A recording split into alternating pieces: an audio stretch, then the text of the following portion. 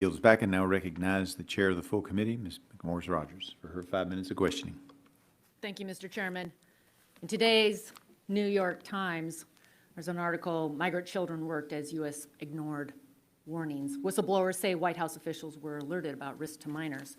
Without objection, I'd like to have this article inserted into the record. And Madam Chair, is that the article where Matt Haygood, Senior Director of Children's Services, the U.S. Committee for Refugees and Immigrants, asked the question, we're waiting for the congressional hearing that's like, how did this happen to all these kids? Yes, Mr. Chairman. All right, without objection, enter it into the record. Thank you. It's a deeply disturbing investigative piece on child exploitation.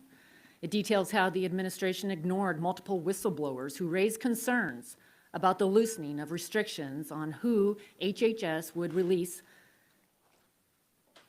these unaccompanied minor children to. The whistleblowers saw that the children were being exploited, and it raised concerns to their superiors, who in turn raised it up the chain all the way to the White House. However, the White House denies any knowledge, and I quote, Andrew J. Bates, White House Deputy Press Secretary, said officials there had not known of the increase in child labor until the Times February report, end of quote.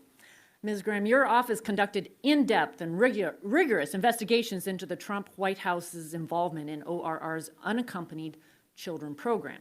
Is the White House telling the truth about when it knew there was a rise in child exploitation as a result of ORR's decision to cut short sponsors' background checks? Chairwoman Rogers, I cannot speak to what the White House knew and when. Ms. Graham, will you commit to conducting a full investigation to determine when HHS notified the White House and how it did so?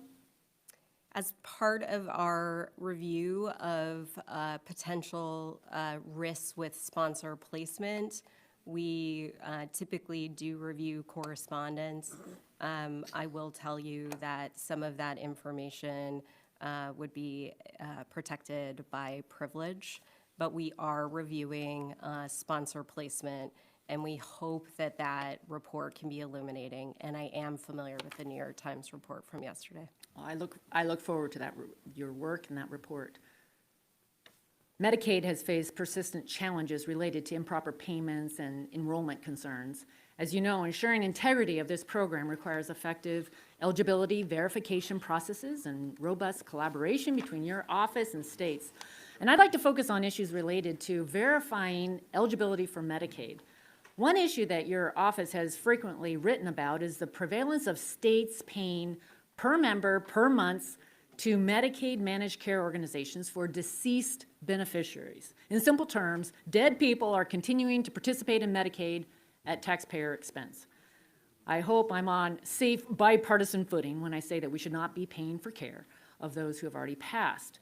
And your office seems to agree that we've sought to recoup payments for these claims. Can you speak to what CMS and the states could be doing to mitigate these issues?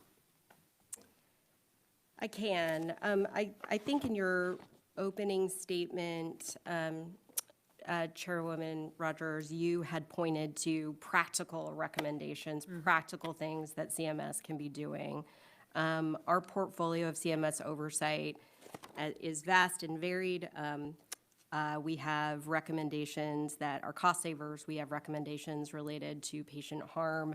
We have recommendations related to improper payments.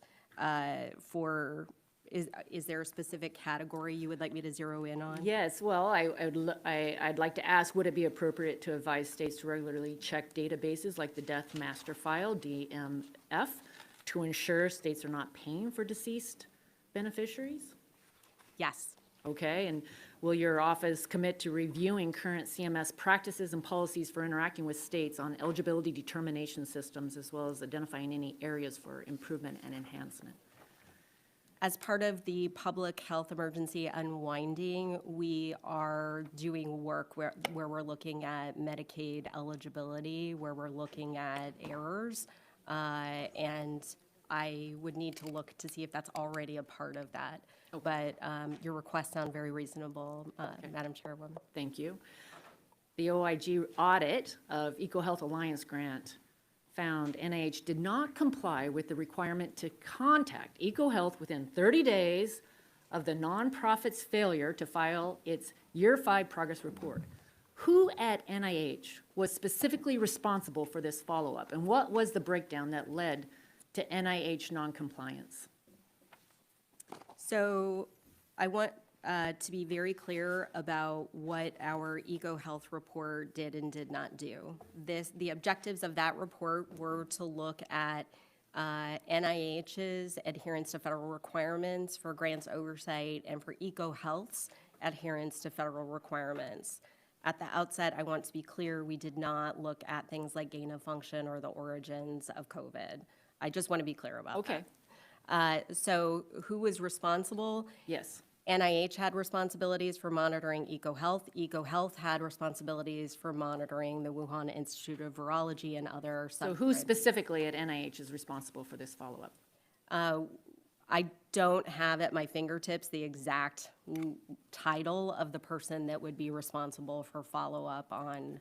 Okay, I'd love, I want to ask you to get back with the committee on that answer, because we need to be looking for personal accountability and an understanding of what broke down, so we can take the corrective action necessary. I yield back, Mr. Chairman. I thank the gentlelady. Now recognize the ranking member of the full committee. Hey, before you click on the next video, if y'all could do me a big favor and hit that like button. The algorithm loves it, and so do I, because it helps promote these videos and get the message out about what our government has been doing. Don't forget to hit that subscribe button and turn on your notifications, because every time I put out a video, you want to know about it, right? Thanks again, and have a good one. See you on the next one. Peace.